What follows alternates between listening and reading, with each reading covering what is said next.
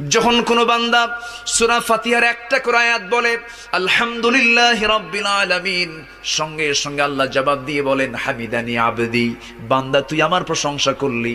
আর রহমানির রহিম যখন বলে আল্লাহ বলেন আসনা আলাইয়া আবদি। মালিক ইয়াউমিদ্দিন যখন বলে আল্লাহ বলেন মাজ্জাদানি আবদি। এরপরে যখন বলে ইয়াকা না'বুদু ওয়া ইয়াকা নাস্তাঈন পর্যন্ত যখন বলে আল্লাহ বলেন বান্দারে তুই আমার কাছে কি চাস, প্রাণ খুলে চারে বান্দা।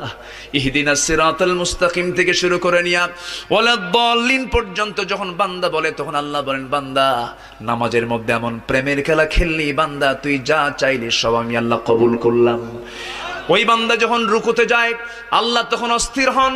ওই বান্দা যখন সিজদায় যাওয়ার জন্য প্রস্তুতি নাই, সমস্ত ফেরেশতাকে ডাক দিয়ে বলেন ও ফেরেশতারা, এই বান্দাগুলো আমাকে দেখলো না, রাসূলকে দেখলো না, কোরআনকে দেখে হাদিসকে বিশ্বাস করে আমাকে খুশি করার জন্য তার সবচেয়ে সম্মানজনক